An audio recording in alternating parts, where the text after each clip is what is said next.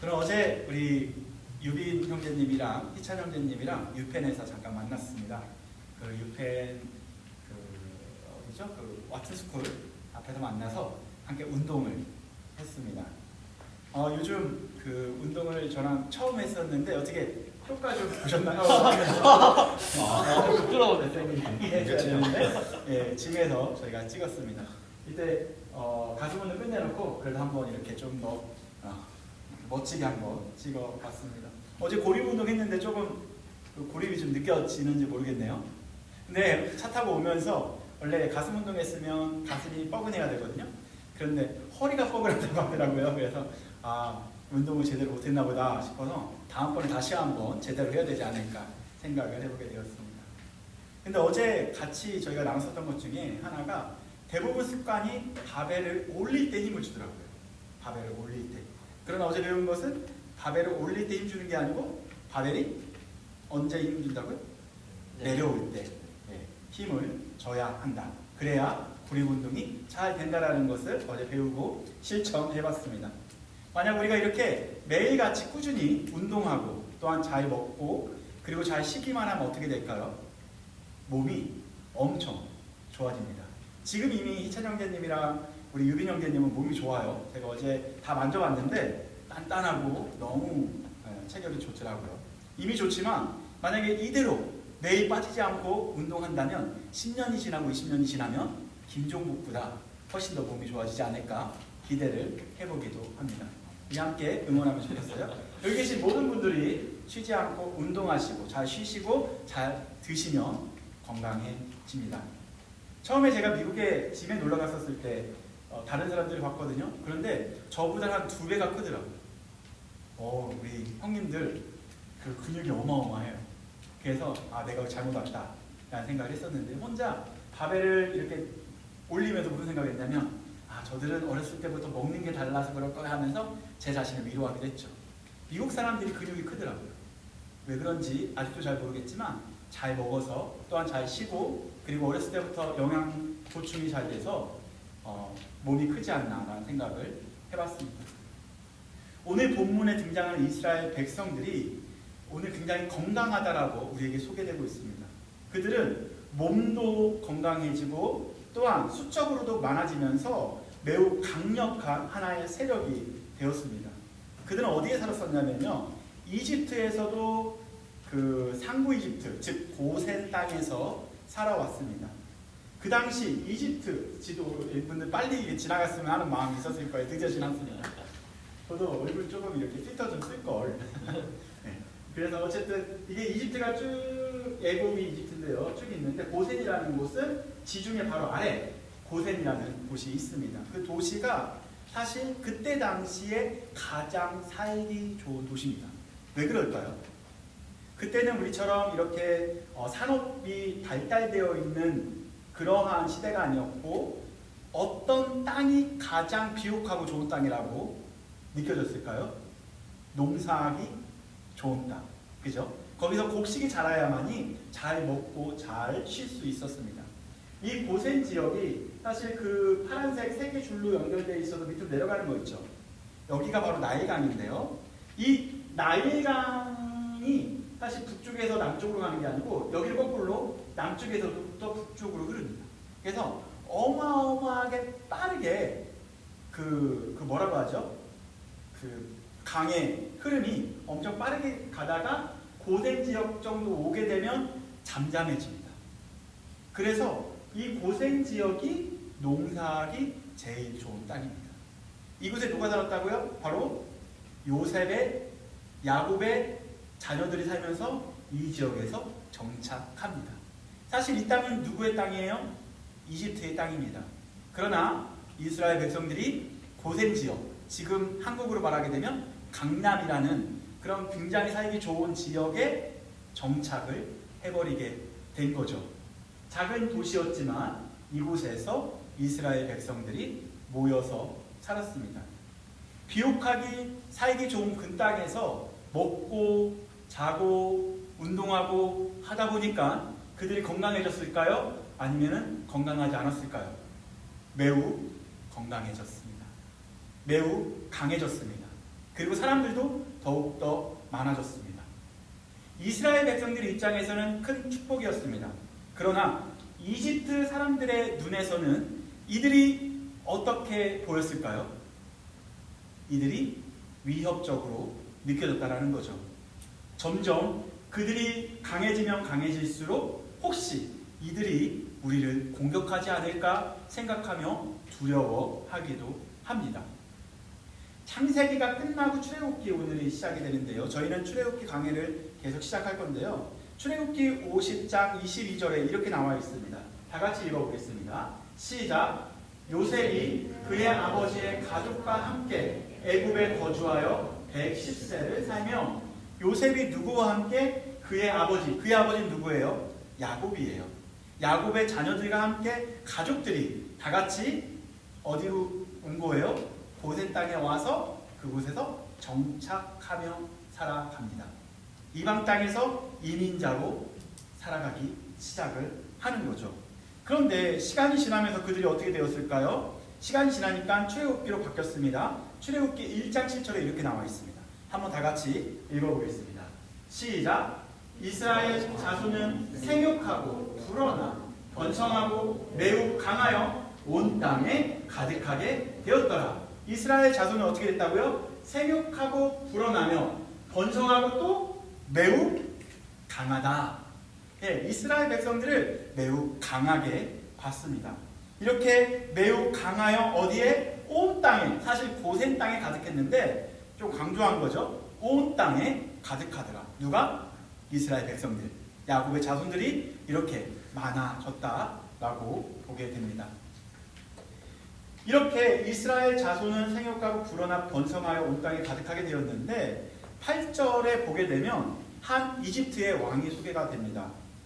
그 왕이 드디어 애굽의 왕이 되는 거죠.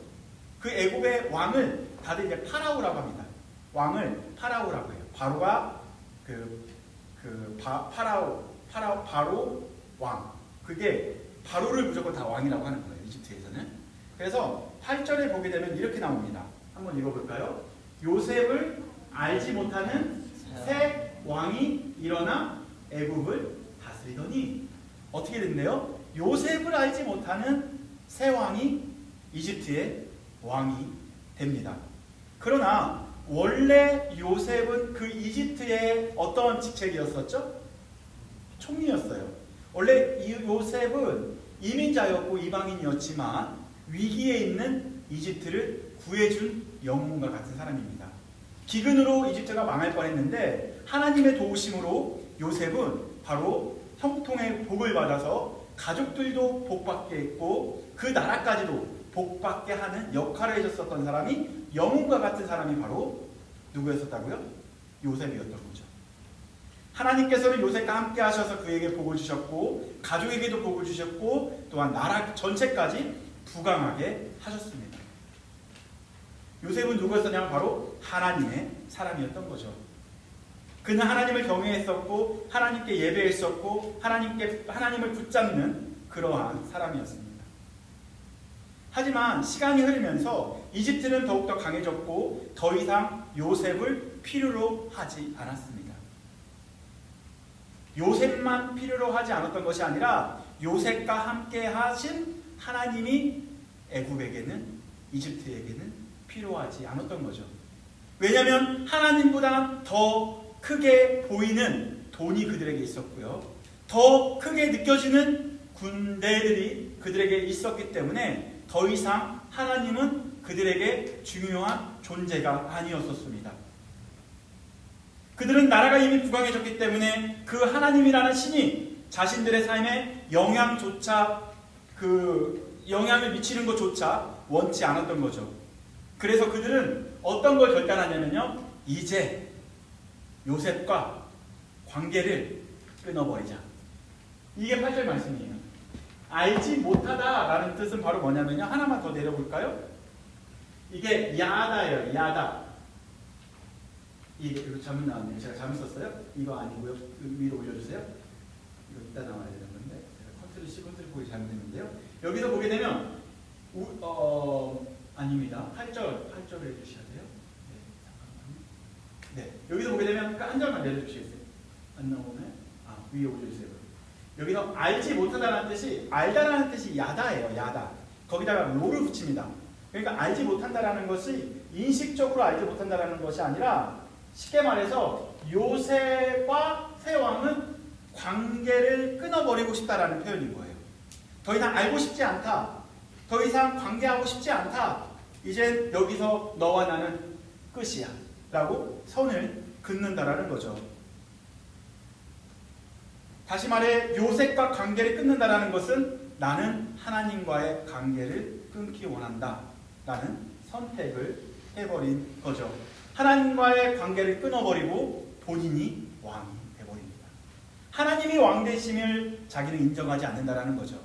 애굽은 누가 다스려야 되냐면 하나님이 다스리는 나라가 아니라 내가 다스리는 나라가 되어야 한다라는 표현이 바로 이 표현입니다. 하나님 이제 우리의 삶에 더 이상 간섭하지 마십시오가 로야다. 더 이상 알지 못하는 새 왕이 일어나 애국을 다스리기 시작을 합니다. 그들은 요셉에게 역사하셨던 그 하나님을 일부러 잊기를 작정합니다. 세상은 그렇습니다. 자신에게 이익을 줄 때는 옆에 두려고 합니다. 하지만 자신에게 손해가 된다고 느껴지거나 위협이 된다고 느껴지고 부담이 된다고 느껴지면 곧바로 그들과 거리를 두고 단절을 하는 게 세상의 원리입니다. 여러분들 학교를 졸업하고 세상을 나가보십시오. 여러분들에게 좋을 때는 잘해주지만 조금 이익이 없고 유익이 없다고 하게 되면 바로 세상은 여러분들과 단절할 것입니다. 처음에는 친하게 이렇게 비즈니스적으로 친하게 대하겠지만 유익이 없다고 하면 단절하는 것이 세상의 원리라는 거죠. 이 원리를 적용해 이집트 왕은 이제 이스라엘과 관계를 끊을 뿐만 아니라 그들을 억압하는 전략으로 바꿉니다. 그들의 선택한 그 방법은 얼마나 참담하고 비인간적이었는지 우리가 본문을 보게 되면 자세히 볼 수 있습니다. 이렇게 참담하고 비인간적인 방식으로 이스라엘 백성을 제거하려고 계획을 짭니다. 그들이 어떤 계획을 짰는지 또한 어떠한 방법을 취했는지 하나씩 살펴보겠습니다. 이 새롭게 등극한 이집트의 왕은 무작정 이스라엘 백성을 억압하지 않았습니다. 제일 먼저 있었던 것은 명분을 만들기 시작을 합니다. 그 명분이 9절부터 10절에 나와 있는데요. 9절을 보도록 하겠습니다. 9절 다 같이 읽어볼까요? 시작. 그가 그 백성에게 이르되 이 백성 이스라엘 자손이 우리보다 많고 강하도다. 뭐래요? 이제 새로 등극한 그 왕이 명분을 찾기 시작을 하는 거예요. 이스라엘 백성을 제거하려면 명분이 있어야겠죠. 어떤 명분을 택한 거예요? 백성들에게 말해준 거예요. 이 백성이 이스라엘 자손이 우리보다 많고 강하다라고 이야기를 합니다. 정말 많았을까요? 그러지 않죠.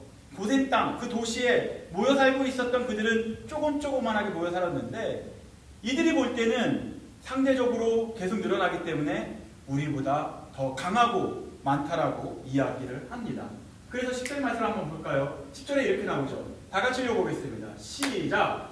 자, 우리가 그들에게 대하여 지혜롭게 하자.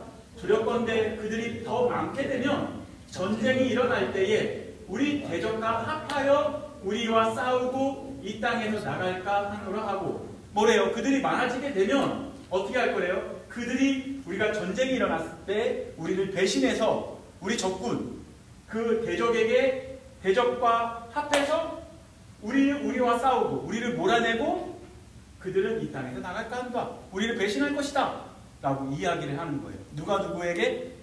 이스라엘의 왕이 이스라엘 백성들에게. 그럼 동요가 될까요? 되지 않을까요? 흔들릴까요? 흔들리지 않을까요? 백성들은 흔들릴 수밖에 없는 거죠. 이렇게 이스라엘 왕은 자기의 왕권을 유지하고 지키기 위해 백성들을 혼란에 빠뜨리고 백성들의 힘을 얻고 이스라엘 백성을 억압하기 시작을 합니다. 정리하면 세 가지죠. 첫 번째가 뭐였어요? 이스라엘 백성들이 우리보다 강하다라고 주장하고, 두 번째 주장은 그들은 언젠간 우리를 배신할 것이다.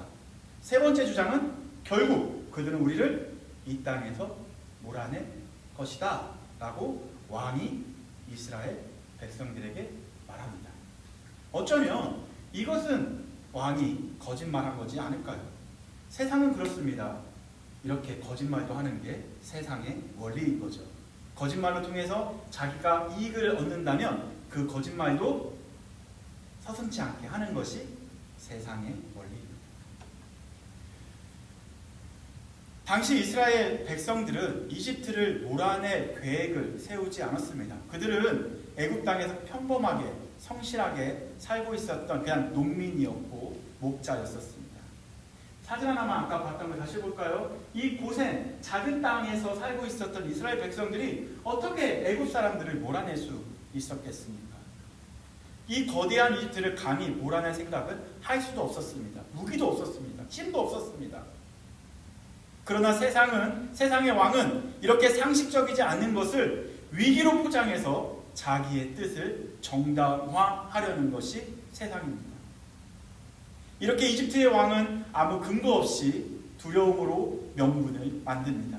그리고 군중들을 설득하고 억압으로 합리화하는 거죠. 이게 마치 예수님을 죽인 바로 종교 지도자들의 행태와 동일한 방식이었습니다. 위협이라는 프레임을 만들어서 사람을 억누르고 제거하려는 논리를 세운 거죠. 이렇게 세상은 우리가 생각하는 것보다 더 많이 악합니다. 그래서 우리를 넘어뜨리려고 이 세상은요, 중간중간에 올모를 많이 놓기도 합니다. 여기서 끝난 것이 아니죠. 명분을 얻은 그 이집트의 왕은 구체적으로 이스라엘 백성들을 제거하려고 합니다. 어떻게 했는지 조금 더 보도록 하겠습니다. 이집트의 왕이 선택한 첫 번째 전략은요, 이스라엘 백성을 괴롭히는 방식입니다. 그 당시 여기서 보시게 되면 고센 지역에 라암셋이라는 도시가 있었죠. 그 아래 어떤 도시가 있어요? 비돔이라는 도시가 있습니다. 이 도시를 국고성으로 만들자라고 말합니다. 국고성이 바로 뭐냐면요, 그 나라의 양식 그리고 그런 식량들을 보관해야 되는 그러한 그 패스를 말하는 게 국고성입니다. 그러한 창고를 만들기 위해서 라암셋과 비둠의 도시에 그런 게 국고성을 만들자라고 말합니다. 그래서 이 국고성을 만드는 노동자를 고센에 있는 이스라엘 백성들을 다 동원시켜서 그 일을 하자라고 말을 하게 됩니다. 이 도시는 단순한 창고가 아니고 경제적 기반, 그러니까 이집트를 더욱더 크게 강하게 만들고자 하려는 그 속임수가 그 머릿속에 있었던 거죠. 이 건축에 이스라엘 백성들이 동원된 것입니다. 그래서 11절 말씀을 한번 다 같이 읽어볼까요? 11절 말씀 읽어보도록 하겠습니다. 시작! 감독들을 그들 위에 세우고 그들에게 무거운 짐을 지워 괴롭게 하여 그들에게 바로를 위하여 국고성 비돔과 라암셋을 건축하게 하니라. 누구를 위하여? 바로를 위하여. 그 이집트의 왕을 위하여. 국고성을 만드는데 누구를 수단화시킨 거예요? 이스라엘 백성들을 동원시키자라고 말합니다. 감독은 누가 감독이 되는 걸까요? 바로 이집트의 사람들이 감독이 되는 거죠. 감독을 세우고 무거운 노동을 계속시키면 그들은 아무 생각을 못하게 될 거야 하면서 그들을 억압하며 수단 삼아서 자기 나라의 경제를 부흥시키려는 그러한 속임수 계산된 전략이 그 안에 숨겨져 있었습니다. 하나님의 백성을 자기의 백성으로 삼고, 아니 자기의 백성이 아니라 자기의 노예로 삼고 이용하고 그 위에 군림하는 것이, 통치하려는 것이 세상의 방식이라는 거죠. 세상은요, 우리가 기독교인이지만 우리를 노예화시키고 수단화시키려고 엄청 노력을 할 것입니다. 그러나 하나님의 백성은 금방 무너질까요? 하나님의 백성이 금방 무너질까요? 그러나 하나님의 백성은 무너지지 않았습니다. 그때 놀라운 일이 벌어집니다. 그러나로 바뀌게 되죠. 그러나 억압하면 억압할수록, 힘들게 하면 힘들게 할수록 하나님의 백성은 어떻게 될까요? 세상이 여러분들을 강하게 억누르면 여러분들은 어떻게 될까요? 바벨의 무게가 늘어나면 늘어날수록, 어제 깔릴 뻔했죠? 무게가 늘어나면 늘어날수록 우리는 깔릴까요? 아니죠. 근육이 더 생기겠죠? 이와 같이 12절을 보도록 하겠습니다. 12절 시작. 감독들을 그들 위에 세우고 그들에게 무거운 짐을 씌워 괴롭게 하여 이거는 11절이고 12절 말씀 보도록 하겠습니다. 한 번만 더. 제가 읽어드릴게요. 12절에 이렇게 나와 있습니다. 그러나 학대를 받을수록 더욱 번성하여 퍼져나가니, 다시요. 그러나 학대를 받을수록 어떻게 한대요? 더욱 번성합니다. 그리고 더욱더 확대되고 퍼져나가기 시작을 하는 거죠. 이스라엘 백성들이 근심해야 되는데 오히려 애굽 사람이 이스라엘 자손으로 말미암아 근심하여로 12절에 연결이 됩니다. 이 그러나라는 이 한 단어가 모든 흐름을 뒤바꿔 버리게 하죠. 세상의 왕은 억압으로 그 힘으로 멈추게 하려고 했지만 하나님의 백성들은 꺾이지 않고 오히려 더욱더 번성하며 더욱더 강하게 됩니다. 이것이 세상의 힘이 아니고 하나님의 힘이라는 거죠. 세상의 힘과 하나님의 힘이 충돌하면 세상이 이기는 것 같지만 결국은 하나님의 힘이 이기게 됩니다. 세상의 계획과 하나님의 계획이 충돌할 때 세상의 계획이 것처럼 보이지만 궁극적으로 결론적으로는 하나님의 계획이 이기게 됩니다. 이러한 억압 속에서도 그들은 자라나고 고통 속에서도 번성하는 백성이 된다라는 거죠. 여기서 끝났으면 설교가 끝났을 텐데 그러나 계속 티격태격 하더라고요. 티키타카가 계속 이루어집니다. 하지만 세상이 없이 쉽게 물러나지 않습니다. 이스라엘 백성이 번성하자 세상의 방식을 조금 더 업그레이드 시킵니다. 어떻게 업그레이드 시켰을까요? 바벨의 무게에 조금 더 무거운 물을 더 올린 거죠. 이스라엘 백성이 번성하자 이번에 노동을 더욱더 가혹하게 하고요. 그들의 삶까지, 그들의 생활까지도 침투해서 생활을 파괴해버리는 전략으로 바꿉니다. 13절은 제가 읽고 14절 한번 읽어보도록 하겠습니다. 이스라엘 자손에게 이를 엄하게 시켜 14절 말씀 읽어볼까요? 시작. 어려운 노동으로 그들의 생활을 괴롭게 하니 곧 흙 이길기와 벽돌 굽기와 농사의 여러 가지 일이니라. 그 시키는 일이 모두 엄하였더라. 다시 말해 처음에는 그들이 했었던 일들은 라암색과 비두메의 국고성만 이렇게 일을 했었는데 더 번성하니까 어떻게 한 거예요? 이제 일을 더 많이 시킨 거예요. 야근까지 시켜버린 거죠. 6시 땡 되면 가는 것이 아니라 너 12시까지 일해. 그러니까 생활이 엉망이 되어버립니다. 가정은 돌볼 수 없고 아기들은 태어나는데 더 이상 아기들을 잘 돌볼 수 없는 것까지 생활을 괴롭게 하기 시작을 하는 거죠. 그래서 흙 이기는 거, 벽돌 굽는 거, 농사의 여러 가지 일을 다 시켜버립니다. 안 하게 되면 어떻게 된다고요? 때리고 그리고요 엄하게 그들을 관리하기 시작을 합니다. 단순히 그들은 일만 많아진 것이 아니라 그들은 일상까지 무너지게 됩니다. 그들은 가정을 돌볼 시간도 없었고요. 예배도 못 드리고요. 숨 쉴 틈도 없이 살아가게 돼버리는 그러한 사람이 되어버린 거죠.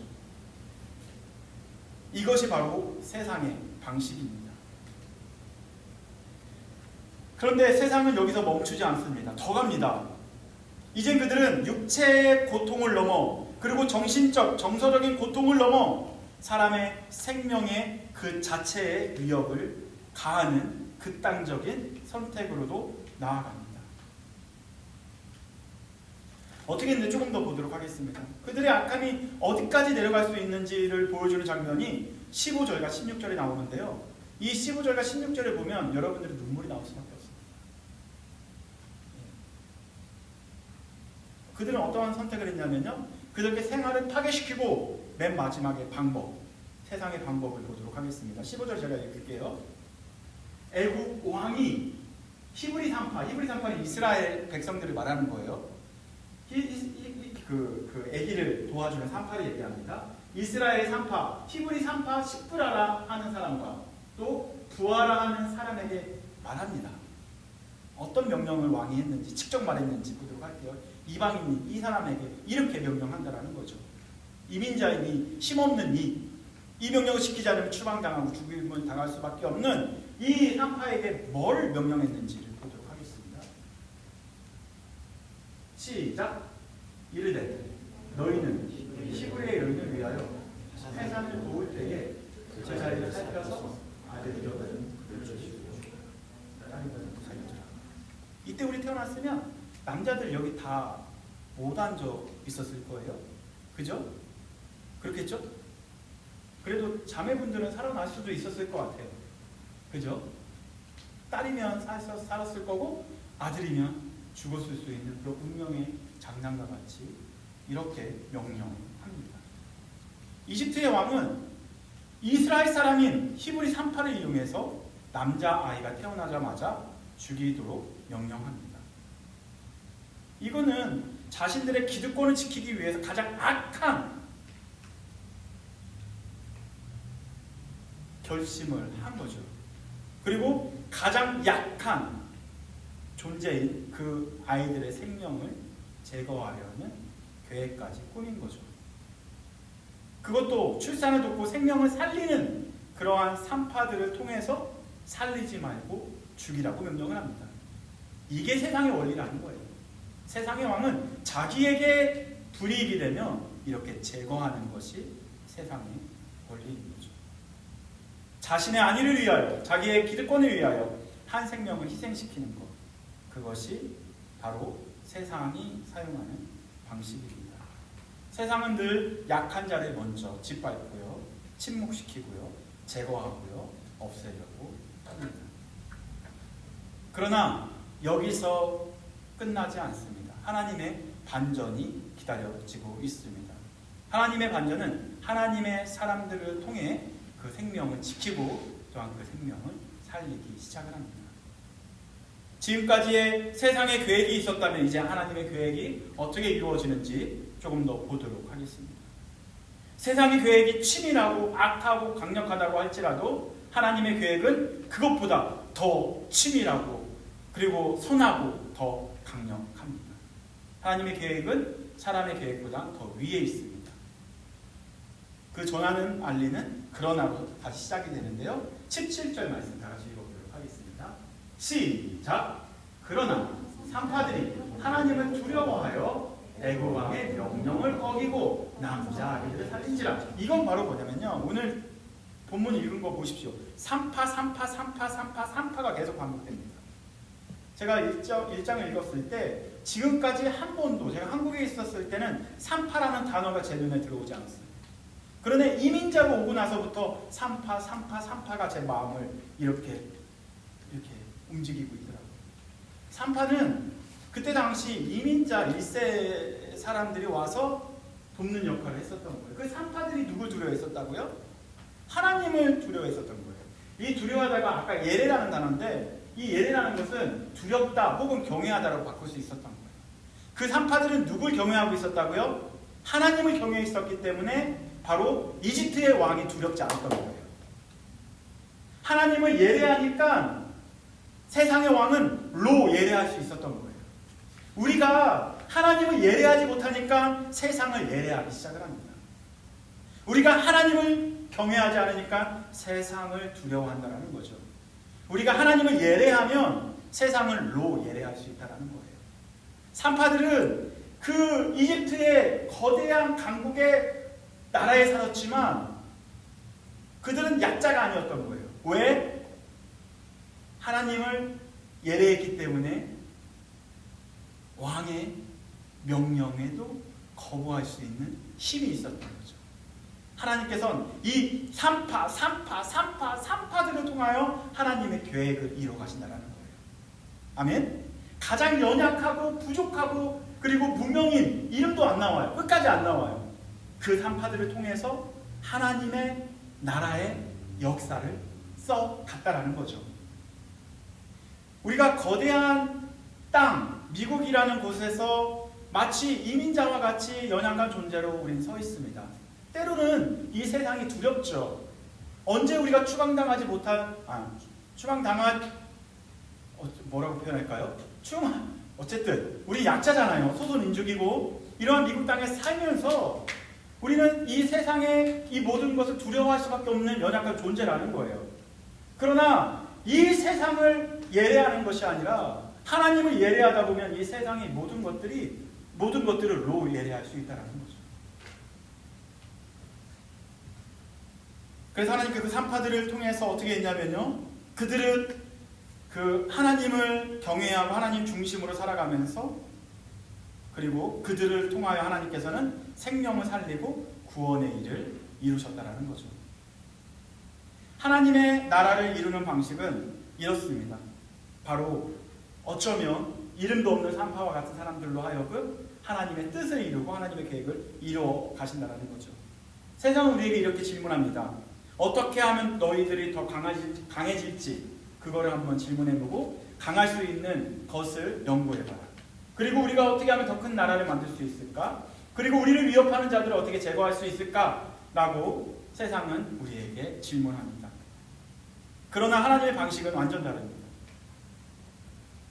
이름 없는 이 두 산파와 같이 가장 낮고 연약한 자들을 통하여, 다시 말해 하나님을 경외하는 사람들을 통하여 하나님의 나라를 시작하십니다.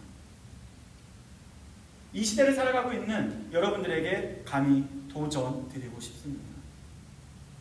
우리는 어떻게 하면 세상에서 성공할 것인가, 이 땅에서 더 높아질 수 있을 것인가를 고민하기보다는 어떻게 하면 세상을 예배하지 않고 하나님을 경외하는 사람이 될 수 있을 것인가, 이에 대한 고민이 먼저 되어야 한다는 거죠. 왕이 되려고 발버둥 치는 우리의 삶이 아니라 하나님을 두려워하는 우리의 삶이 되어야 합니다. 만약에 우리가 왕이 되려는 발버둥이 있다면 궁극적으로 우리는 사람을 제거하려고 하겠죠. 그러나 우리가 하나님을 두려워하는 삶을 살다 보면 우리는 생명을 살리는 사람이 될 것입니다. 높아지려고 하는 인생보다 하나님 앞에 무릎 꿇는 인생이 더 복받은 인생입니다. 본문은 어떻게 마무리가 될까요? 20절과 21절에 우리의 결론이 나오게 됩니다. 20절 다 같이 읽어보겠습니다. 시작! 하나님이 그 산파들에게 은혜를 베푸시니 그 백성은 번성하고 매우 강해지니라. 아멘! 이거를 두 글자로 줄일 수 있죠. 뭐라고요? 은혜. 아멘. 나는 누구다? 나는 생명을 살리는 산파이다. 그죠? 생명을 죽이는 산파가 아니고 나는 생명을 살리는 산파이다. 그거를 다섯 글자로 줄일 수 있어요. 뭐라고 줄일 수 있을까요? 영어는 4글자예요. 한국어는 5글자. 그자로 시작해요. 한국어는. 그리고 영어로는 그자로 시작해요. 네. 뭐죠? 생명을 살리는 산파. 그지 아니에요? 아니 영어로 해볼까요? 크리스찬 맞습니다. 아니 스펠링이 더 많은데요. 그게 아니고 그런 뜻으로 말한 건 아니고요. 네, 크리스천. 우리는 뭐라고요? 그리스도인입니다. 그리스도인은 뭐예요? 생명을 살리는 사람이 그리스도인이라는 거죠. 그리스도인은 세상의 가치를 따라다니는 사람이 아니고 하나님의 뜻을, 그리고 하나님의 계획을 이루는 사람, 그리고 하나님의 가치를, 성경의 가치를 따라가는 사람이 그리스도인입니다. 하나님을 경외하는 산파들에게 하나님의 은혜가 임합니다. 그리고 그 산파들로 하여금 그 백성들은 더욱더 번성하게 된다는 거죠. 여러분들이 가는 곳곳마다 여러분들이 정말로 생명을 살리는 산파의 역할을 한다면 유펜대학이 정말로 다시 한번 생명이 살아나고 번성하는 곳이 될 것이고요. 또한 여러분들이 살고 있는 가정, 그리고 여러분들이 살고 있는 도시, 그리고 이곳이 바로 생명이 더욱더 살아나고 하나님의 나라가 더욱더 확장될 것이라는 것을 여러분들이 믿으시면 됩니다. 그럼 우리가 정말로 산파가 되려면 누구의 말을 들어야 될까요? 누구를 바라봐야 할까요? 바로 하나님을 바라봐야 되고 하나님의 말씀을 들어야 합니다. 세상에 말하는 그러한 말을 듣는 것이 아니라 하나님께서 말씀하시는 그 말씀에 집중해야만 합니다. 그래야 생명을 살리는 산파의 역할을 할 수가 있습니다. 아멘? 네. 그리고 주님께서 큰 일을 하실 겁니다. 그래서 주가 일하심을 경험하는 일주일이 되기를 소망해 봅니다.